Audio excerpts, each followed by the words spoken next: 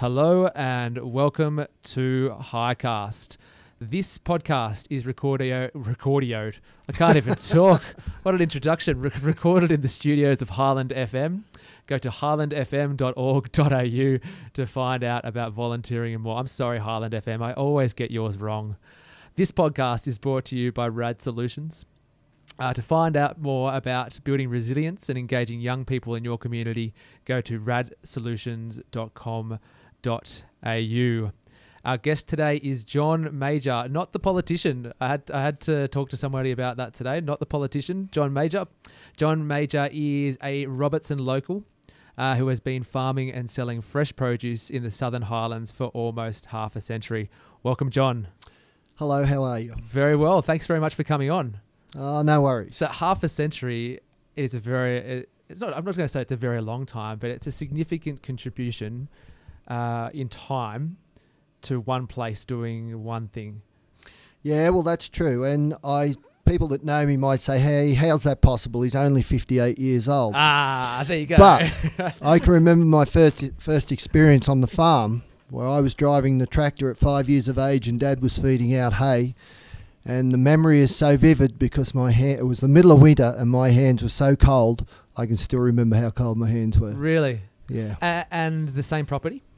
Well, from that property, Dad went on and bought more properties, all adjoining farms to where he owned approximately 700 acres. Yeah. To which I actually own about 300 of those acres now. Today. Yeah. So of that 700, bits have been sort of sold off. My brother owns half and I own half. Okay, so it's all still in the family. Yeah. Oh wow, that is a very significant contribution to the community. Very good. Yeah. And have over that time, apart from the obvious things that have changed, the process of bringing meat to table, in your eyes, hasn't actually changed that much. Not in our eyes. We've tried to stick the traditional way. The idea of the business when it started in 72, when there was a big collapse in prices, was for Dad to get rid of all these fat cattle he had on the farm, and there was no market for them. So that was the idea of the butcher shop. I was 12 when that happened, and yes, it was a traditional butcher shop where we cut steak and we did chops and made sausages and corned meat, and it was all fairly basic, and we are a world away from that now. Yeah. In sales, because people have sort of gravitated to wanting you to have the product cooked and they heat and serve, and it's because people are so busy nowadays. Yeah. And that's just how life is. But we've tried to stick with tradition of knowing our product and knowing where it comes from, and that's our aim. And the shop you're referring to is Mauger's Meats, both in Burrowang and Mossvale. That's yes, correct? That's correct. We've owned Mossvale for about 4 years. Yeah. And we opened Burrowang in 1972, and I was the original wash-up boy. So you've seen every part of it, right? From probably the birth of the weaner. I'm going to get my language wrong here. The young cow. Yes. All the way through growth to yes. slaughter. Yep. And then butcher and for sale. So that's for sale. And we also had a catering business for 30 years that we just retired from. So gosh, that was a true paddock to plate. We took the plate to the people and fed them for 30 years. Yeah. It's really incredible. And like I know you said that things have changed, but really it's about a live animal that has led the life the best way that can be led, and then served to you in the best way that you can get it. That's right. Huh. Our system is I buy store cattle from the sale, and I bring them home and grow them and fatten them on the farm, and then when they're ready, I take them to the abattoirs where they're processed and brought back to the shop. My son does all the boning and butchery work with his mates nowadays because I've got too old for it. My back's given out, and he's doing a fantastic job, as I might add.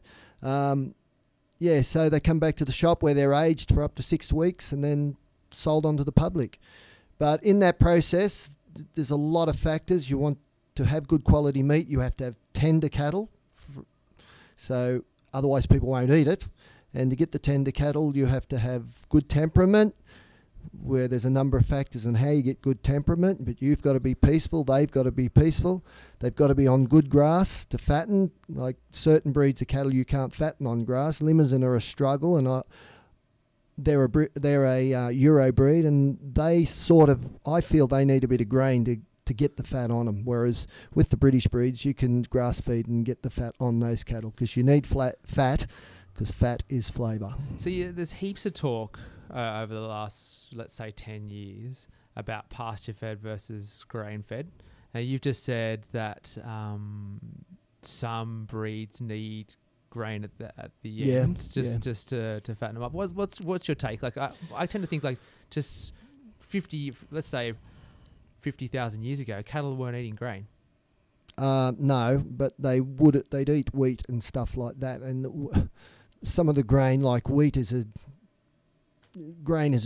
derivative of wheat and other pastures, and it's just refined. But in those systems, there are often other things added to the grain they eat as well, which is another system of the problem with grain feeding. Now, I'm not going to knock grain feeding because, as I said, with those Euro breeds, I think it's perfect.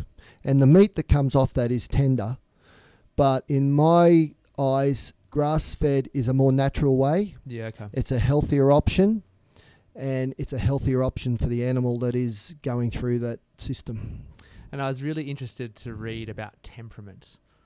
You don't have electric prodders and you don't use dogs. What's so important about temperament? Well, an angry person, when you get angry, your muscles tense up. Yeah, all the time. 9 to 5, Monday to Friday. Yeah, well, you need another job. You're getting too angry. But it's the same story with every animal. If you're passive, you're more tender. It's as simple as that. So you taste better when you're not as angry. Well, yeah, it goes towards tenderness, yeah. And not necessarily flavour, but temperament goes towards tenderness of the meat. If you're not stressed, the meat is more tender. And is this just a product thing, like producing the best product, or is it an ethical thing as well? Oh, well, no, it's yes, it is. The end result is you've got tender meat, but I wasn't brought up to bash my animals around. The better you treat them, the better your product is going to end up in the long run. And I've had enough experience in the meat industry to know how to handle cattle. And sure enough, I'll smack them with a bit of polythene if they play up. But it's a polythene pipe, and they've got pretty tough hides, and sometimes they need that. But as a general rule, a slow chase up to the yards, sort out a drench if they need it, or whatever the reason is they come up to the yards, and then a slow trip back down, keep them happy, and your results are better. So it sounds like you're fairly philosophical in your approach. Is that fair to say? Or? Well, yeah, I suppose it's philosophical, but it was how I was taught, and it's what I've done all my life, really. Yeah, that's really interesting. So you reckon your old man would be pretty proud to look back and say you're still following lots of the practices that were... Yeah, well, I think he'd be proud that we've survived this long, because it seems to be an all-out war on butcher shops nowadays. The sooner us butchers are gone, it'll be better for the bigger companies. Okay. So you're gonna have to elaborate on that. What's the there's the war on drugs now. There's the war on butchery. What's going on? Well, it's becoming harder for butchers to survive against Big Brother. Whereas so Big Coles Brother's, and Woolworths kind of thing? Or? Yes, supermarkets generally. Yeah. And that's not their fault, because they've got to make their money for their people, and they have an advantage where they're selling not only meat, they're selling veggies and they're selling groceries, and they can adjust their prices to accommodate lowering their prices on other people to control the market a little bit. Sure. But don't worry, we fight back. And so what's in your arsenal to fight back? Well, the thing that isn't in our arsenal is convenience. So we have to fight convenience, because the lady goes shopping or the man goes shopping and everything's in the one spot, and that's convenience. What is in our arsenal is we know our product better. We cut it for you when you come to the shop. It's not on a tray. And that is becoming a big thing, all this packaging and everything. Like, we've got customers come into our shop and bring their containers. Yeah, and we that's just really weigh cool. the meat and put it straight in the containers. And it's only a little thing, but it is saving on waste. Yep. No, and I think you've probably got you've got quality over them as well. Well, right? they don't have what I have. Yeah. And they can't have what I have because I do my thing my way. They don't. They might claim they know the whole process, but they can't say they know the driver or the truck that's carting them. They can go and meet the occasional farmer, but I'm doing my thing in my way in my shop. So yeah, I don't spend all day thinking about this, but I spend a lot of time thinking about how, as a community, we can better manage our own resources. So whether it's the packaging waste that you were referring to, or energy waste, whatever it might be.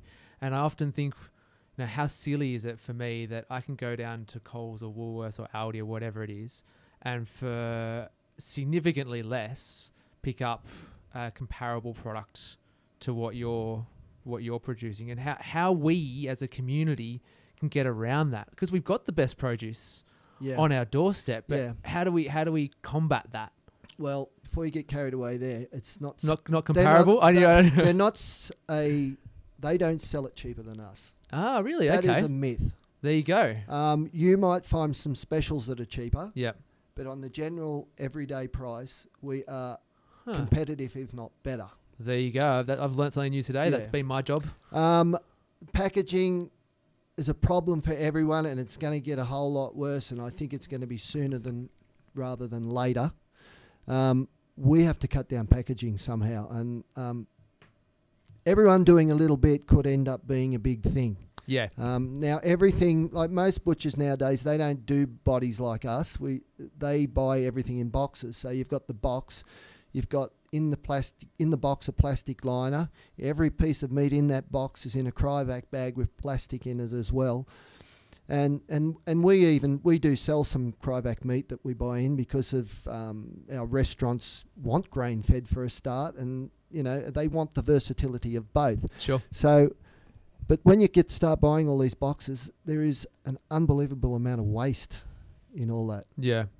And we find that ourselves. I remember when I was first left school, I worked at Coles, and there was a fully functioning butcher there one day, and then the next day they shut the butchery down, and everything came from I assume one large butchery down in Melbourne. And it was carted overnight, and all of your meat arrived in a box, and all you did was take it out of the box and put it on the shelf, and that's how it all run. Yeah, well, a funny story. We hired a supermarket guy a couple of years back, and as a butcher, qualified butcher, and he came in first day, and it was bone out day, and he said, well, I've actually never done this. No. And I said, okay, well, Matt said, my son, said, well, okay, we'll have you out there making sausages. And he said, well, I haven't done that either. And that's how it is. Being a butcher is a lot different to what it used to be. You go to tech and you brush over those things, but you don't really learn how to do it. And you are right. I've got a mate that works at one of the supermarkets here, and I said to him, he was actually washing out at the time, and I said, where's all the other guys? And he said, I'm the only butcher. And I said, well, who packs all these trays? And he said, they all come packed. We just open the box and put them on. Yeah. And he said, but I have got this little grass-fed section we do that I do get to cut the steaks and do that. But I was amazed that there was only one butcher in a big supermarket. Yeah, it's completely changed. And before, when you were saying how it's becoming not the war. Let's just what you said, the war on butchery. I wonder if it'll happen the same like the war on coffee. How 10 years ago it looked like Gloria Jeans would come in and wipe out the corner coffee store, but in Australia there's sort of been a revolt against that, and Gloria Jeans is on the margins. And your mum and dad coffee shops, for want of a better term, are the ones that are thriving everywhere. Well, the story on coffee is people know their taste, don't they? Yeah. And it's okay for these large places to do it, but and they've probably got good baristas too, but they have to sell volumes of coffee, and I don't know. I'm not a coffee merchant, of course, and I don't like coffee, to be honest with you. No. But they've probably got to sell it to a price, so they have to buy their product to a price to accommodate that costing. So, but do you get an atmosphere in Gloria Jean's like you do going to a little coffee shop? Yeah, that's I guess that's my point, is that Australians have, like in America, from what I understand, and I've never been there, it's just people that I've talked to, is the coffee's crap. Well, perhaps, but you still, like, Starbucks and Gloria Jean's for like the big chains are still quite prevalent, whereas they came in here and it didn't quite work. No. And whether that's because of atmosphere, whether that's because of taste, Australians decided through their wallets that we didn't want to go down that pathway. Yeah. And I'm hoping that, meat and vegetables kind of stay the same. Otherwise, we're all going to be big brands. Yeah, that's true. And you're right. And that's what we're working on. We're working on people wanting the flavour and the quality and knowing that it's been ethically grown. And if that doesn't work, then we'll be out the door one day. Yeah. So I know you've got your paddock to plate venture. Like, do you spend much time promoting, the ethically grown, the local produce? Well, so far with the tours I've done, I've sort of when we have the cup of tea and the cake to start off with that my wife makes, or cakes. I try to get a gauge of what people are after, what they're looking at in the tour. And a couple of tours I had, the people there were after exactly what we're talking about. They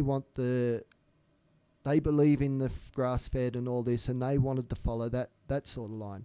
And then another tour I had, there were people wanting to start up their own business where they grow their meat and sell it off their farm and all that, and had no idea. And I think I gave them some useful information about that. But with my tours, it's a history of how meat was 50 years ago and how it is today, and all the different breeds and all that sort of stuff, and just trying to give people an idea of where their meat comes from and how we produce it.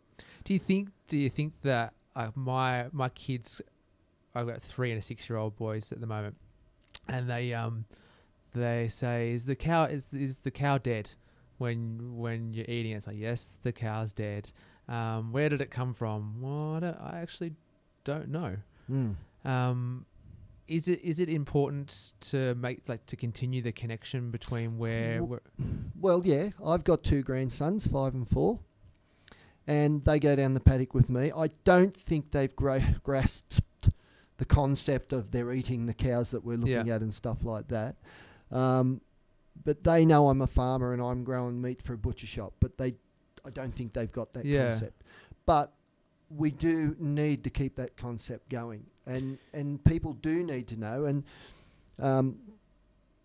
there's a lot more people not eating meat and changing their diets and all that sort of stuff. Some for ethical, what they call are ethical reasons, and some because they don't like the taste. But if everyone knows all about it, they can make their own choice at their own stage. Sure. Like the guy that used to live beside our butcher shop in Burrowing is a vegetarian, the organic veggie grower from Burrowing. So he doesn't eat meat, but his 5-year-old son came in, and he used to come in and talk to the boys, and they'd say, "What's that?" And he'd say, "Bacon." So next thing, he comes in one day and the boys are cooking bacon, and he says, "Can I taste it?" So yes, he tasted the bacon. And once you taste bacon, it's all over for a vegetarian. So mum and dad are watching the son and the 2 daughters sitting up to their bacon and eggs for breakfast. And they didn't mind. It was the kids' choice on whether they eat it or not. But, you can make your choice if you know. Can't but you got to understand it. And I feel like we're so far removed in a modern lifestyle, and even in a place like I live in Barrel, and even I could pretty much live a completely urban lifestyle, even though I'm surrounded by these paddocks here. Yep. And so the point I was trying to make is, even though I live in an area like a producing area, it's hard for me to maintain the connection between paddock and plate. Yeah. And even looking at the cows, you'll see a black and white one in the paddock. Am I going to eat that? Well, no, you're not, because that's a dairy cow. Yeah, I kind of know the difference between dairy and beef, but that's pretty much as Yeah, as good well, as it you're a gets for little me. bit ahead of a lot of people. You know? Because you don't. It's so hard. I was having a conversation yesterday with friends about technology and kids, and my God, how hard is it to maintain awareness and connection with your children when Yep. you've got not just they've got access to iPads, etc. I've got access to it, and I come home and the first thing I do is open my phone and start scrolling through after I say hello. Like it's really difficult to live a connected life. The mobile phone has taken over so fast. Yeah. When my youngest grandson was 2, he got hold of my phone and he's flicking it. Yeah. He couldn't get in because it was locked. Well, he's 4 now, and he comes down the other day and he says, "Hey, Pop, guess what my PIN number is?" Oh, I no. said, "What's that?" And he said, "Exactly the same as yours," and then just told me the 4 numbers. So, and you have a problem on your phone, and the 4-year-old and 5-year-old, they're fixing the problem up for you. So it is a brilliant thing for them, but you watch people walking down the street. There's no one smiling and saying hello. We're in the country. Hello, people. Yeah. Say hello. Look up. Acknowledge. Now, that should only happen in Sydney, and it shouldn't happen in Sydney either. You know, I go to Sydney and I'm looking at people in the eye and saying g'day, and they're looking at me and just walking past. Who are you, mate? I don't want to talk to you. I don't want to have a human interaction. Yeah. But it's a really interesting phenomenon that we have to talk about it, but B, how do we maintain, like the phone has bad elements, but it's obviously got good elements too. You have a fantastic website and have a video that can showcase to the world. That's true. Your products. Yep. So it's obvious it's got benefits as well. So Yeah. how do we make sure that we get the benefits but leave the detriments? Yeah. Or is it impossible to have one without the other? No, you just need to talk to a smarter person than me, I think. I don't know where the balance is, but I do know that the people that are ignoring you aren't doing it on purpose. Yes. They're just out of that. They don't realise it's a good thing to do to people. Just acknowledge and say hello. You're not going to lose a friend by saying hello. You're only going to make one, aren't you? That might be unfortunate, but true.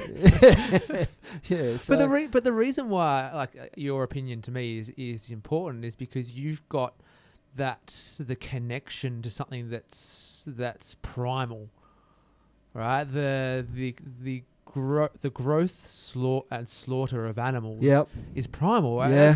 Humans evolved doing that. Yeah. So, I have to shoot cattle. Yeah. Because they get sick. Yeah. And I don't like it.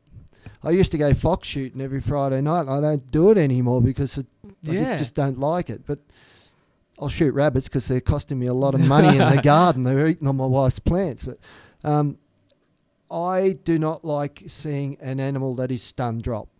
It is it is confronting. Yeah. But I've been brought up in this industry of meat eating and all that, and that does not, it doesn't affect me that way at all. Sorry, go on. I'm just growing a product for people to eat and survive on, which I feel people need.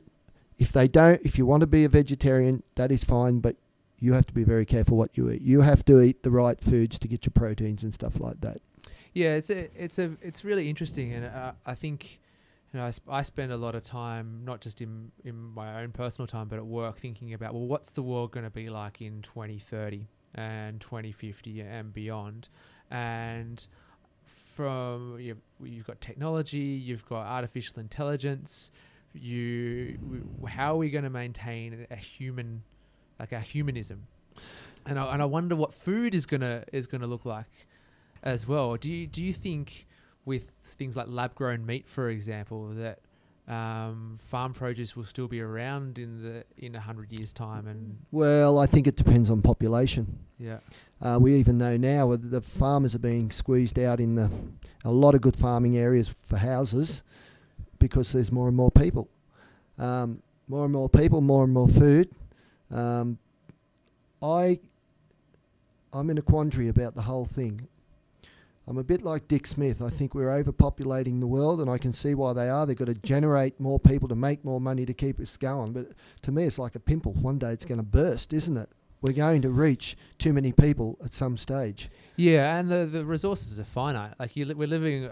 Sometimes you got to take a step back and think, oh yeah, we are living on a rock that's floating through space, yeah. and what we've got on that rock, you can't import it from elsewhere, right? No, because they're going to have the same problem. Yeah. But the trouble is, we're getting smarter and we're growing more tonnage per acre, or yes, we're genetically modifying. We're getting smarter at growing things and stuff like that. But are we sacrificing health benefits for that? Yeah, and quality benefits. Yeah, I don't know. I can't say. I've never done any examinations and anything like that. But the question is, are we? Yeah, and not just are we, but should we? Yeah, that's right. But then that comes down to population, really, doesn't it? Gee, I didn't really I read out to John like some of the things that I thought we might talk about, and I said, well, we'll probably go off on a tangent. Well, here we are. Yeah. So how do we save the world, John? Yeah, not through a little butcher shop in Burrowing. No, but I whilst like being a little bit facetious, I don't reckon that's not the truth. I reckon what you're demonstrating is that one butcher shop at a time, or one ethically thought out business at a time actually does save the world. Yeah, but we don't need a little butcher shop doing it. We need a more powerful movement towards it, and it has to start at the top with people, rather than worrying about their jobs and their money and all that sort of stuff. Worrying about the health of everyone from now on, forever. How long is it going to go on for? And the way we're going, it can't go on forever. So if the Prime Minister just happened to walk in now, what would you say to Mr. Turnbull? Well, I'd say, come on, mate, look around. I'd say, well, we know what governments are doing now. It's a popularity contest. So do what you should do, and if you get kicked out, you're out. Give the other guys a go, because if they're going to do the same thing, they're not going to last long either. At some stage, we're going to have to wake up and smell the roses and get into it. So I often ask this question of guests. I make you mayor tomorrow, mayor of the Wingecarribee. What do you start doing? Well, the mayor's got big problems because he's got a lot of people moving in, and there's not enough infrastructure for all these people coming in. So there's a big bill on infrastructure on council. So they're going to struggle to do that. Admittedly, there's a lot of money coming in too, but the people coming out, there are a lot of older people, and they're trying to save their money because they're going to need it till they're gone. I listened to the radio, to a local radio station today, and youth unemployment in the Shoalhaven and Southern Highlands is 28%. So almost 1 in 3 people like under the age of 25 don't have a job. That's absolutely crazy. It is, but I can tell you another side of that story. Go on. I might get disliked by everyone. Look, this is about stories. Yeah, Everyone's got their opinion, right? When I was younger and putting apprentice, I've always had an apprentice. Always had apprentices. Someone would come to you and ask for a job, and you give it to them. Well, nowadays I've got young people coming in. They'll say, "Yeah, I'll start working for you, but I want $1,000 a week." They're dictating their wage to you to start off with. $1,000 a week's pretty good. Yeah, well, I don't think they're in with reality. And I've had other kids come in, and I had a kid leaning on the block, laying down with his head on the block. I said, "What are you doing, mate?" And he said, "I'm exhausted. I've got to have a little rest." Well, in the old days, the kids would come in and they'd go like the clappers for as long as they could, and you could see at the end of the day they were buggered, but they'd give their all. You've got to get out, and if you want a job, you've got to have a go. It's simple as that. Like, no one comes and knocks on the door and says, "Is there any work available?" In the old days, they used to.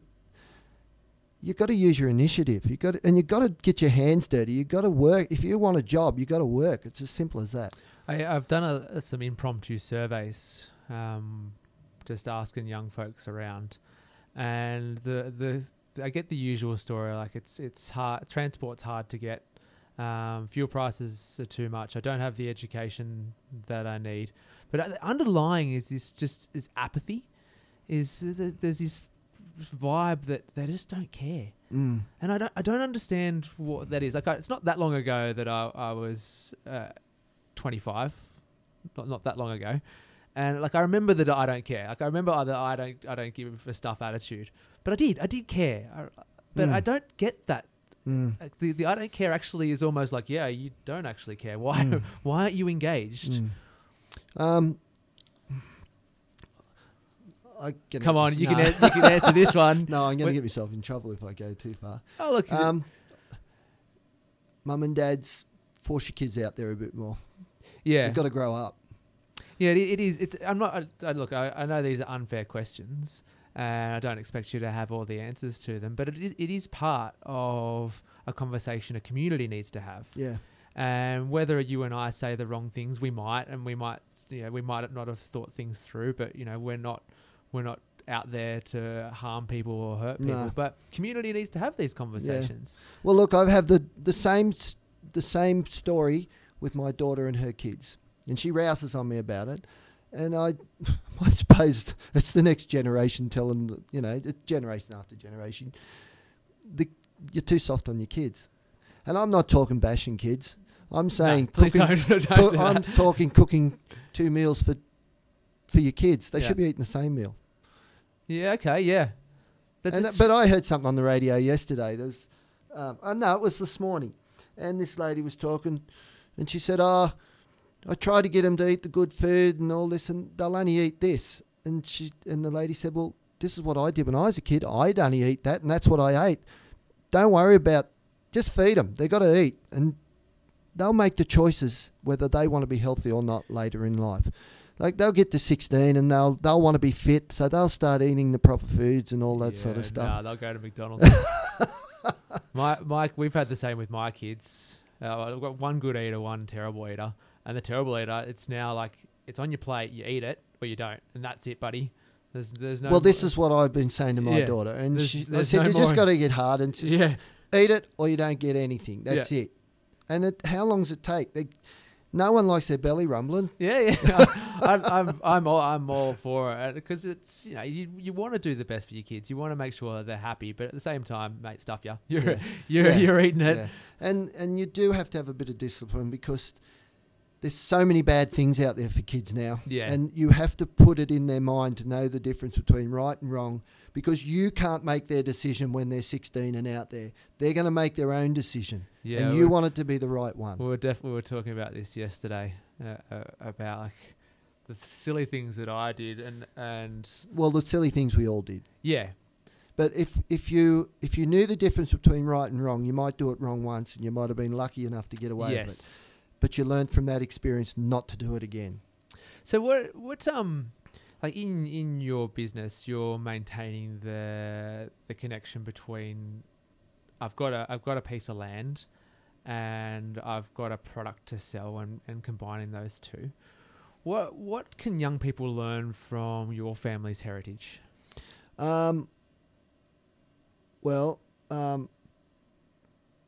People around me say that my father made me work too hard.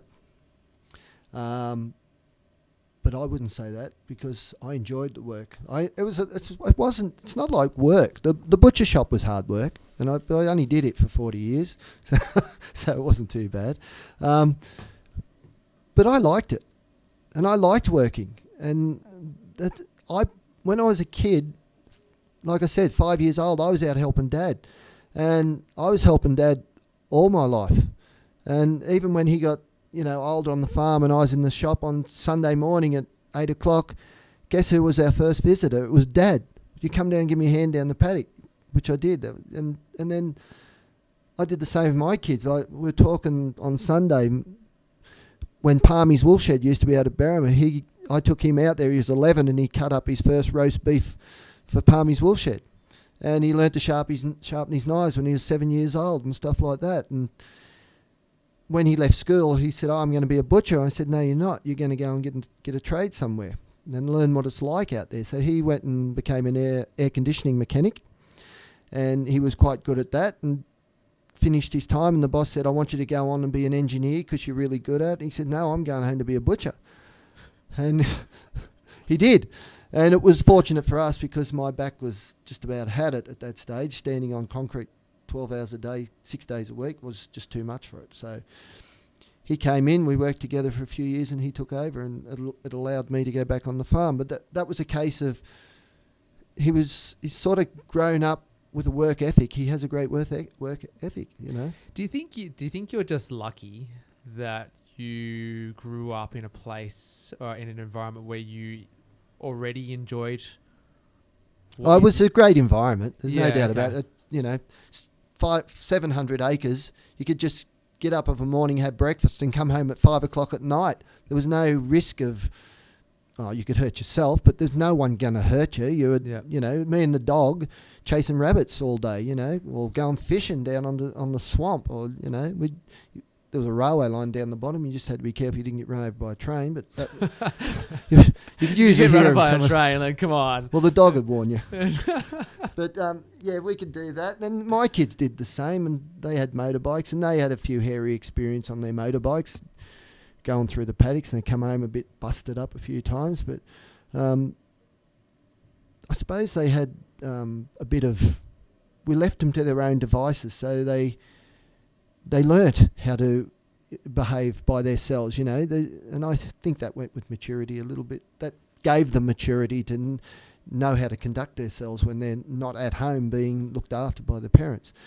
But all my kids, they came with us when we worked. You know, they were all catering when they were kids, and they all helped. So they learnt. They all work hard. They all have a good work ethic.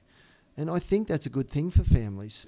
Yeah, that's something really I'd never actually considered that. Like when my dad went to work, and I went to school or whatever where I did. Occasionally I'd go to work with Mum, but she never liked it because it was not convenient for her, nor did it work. But that's something that we never. No, and it's probably not possible in most places nowadays. Yeah. We're just fortunate that in the industry we're in, the family can be there with you. But I think that's...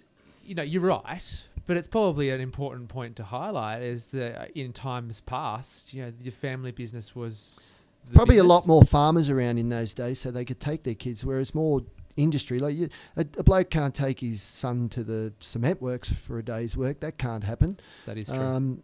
And in offices, no chance. And I suppose that maybe the change of working, you know, different businesses and working lifestyles has changed things for the family, and the mums having to work and all that sort of stuff.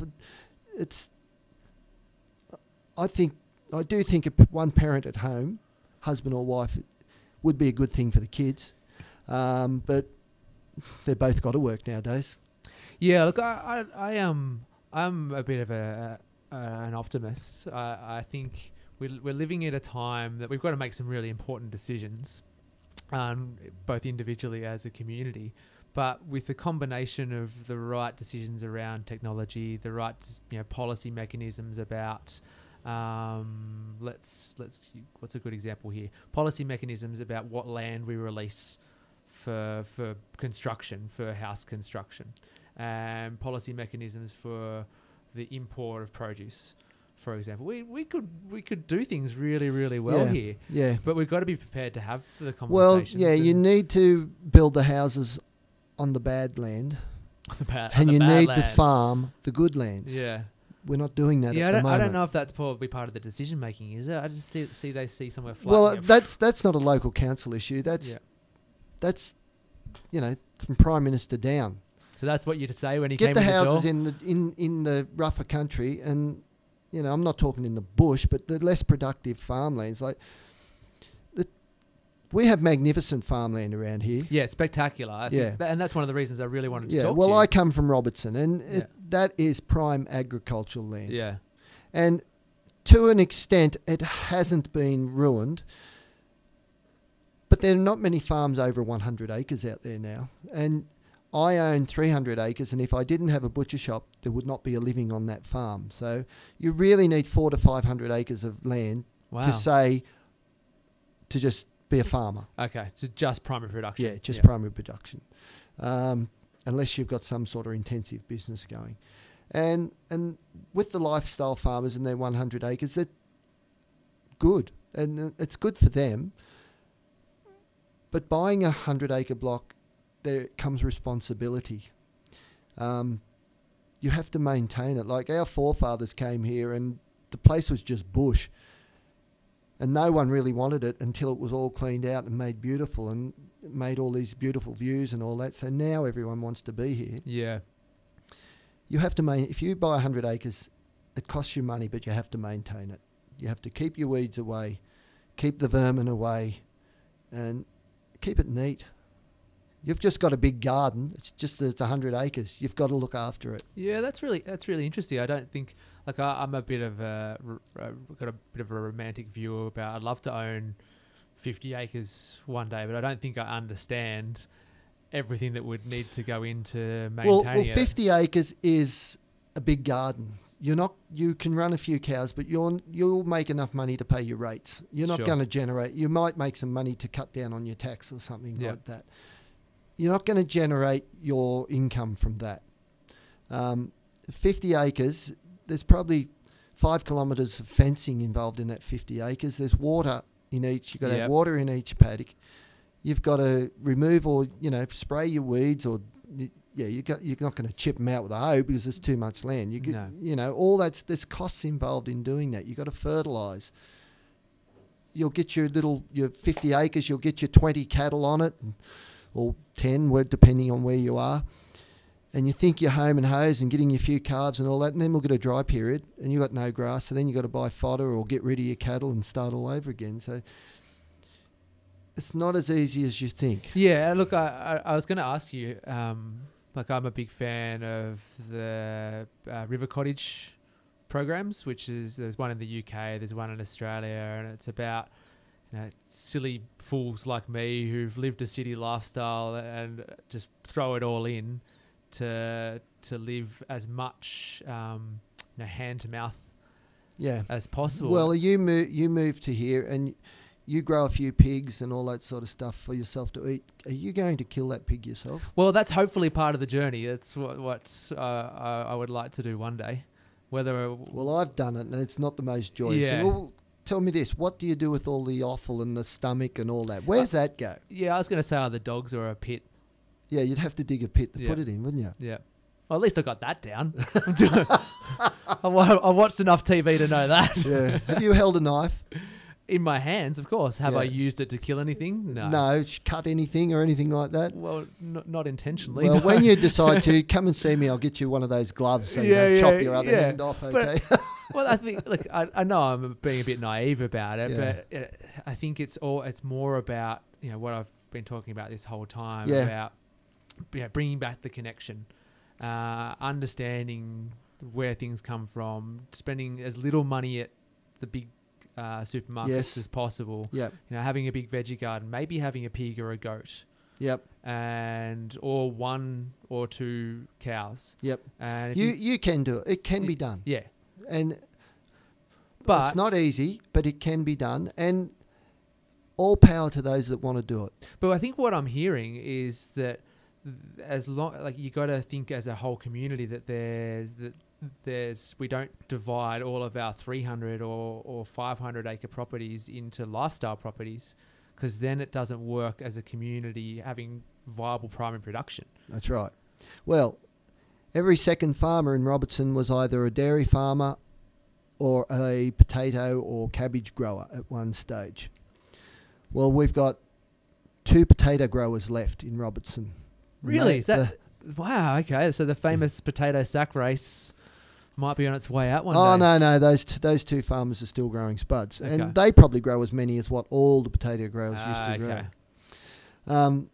Dairy farmers, they're going down like flies. The hierarchy of the milk industry has just ruined it. Yep. And like the dairy farmers probably are a little bit at fault themselves by not taking the leadership on themselves. But not everyone wants to be a leader, I suppose. And not everyone can see the future. If you look back 30 years ago, could you predict the sales wars that have happened over the last 5 years? Well, they're ridiculous. Yeah, it's crazy talk. That's just killing your primary producer.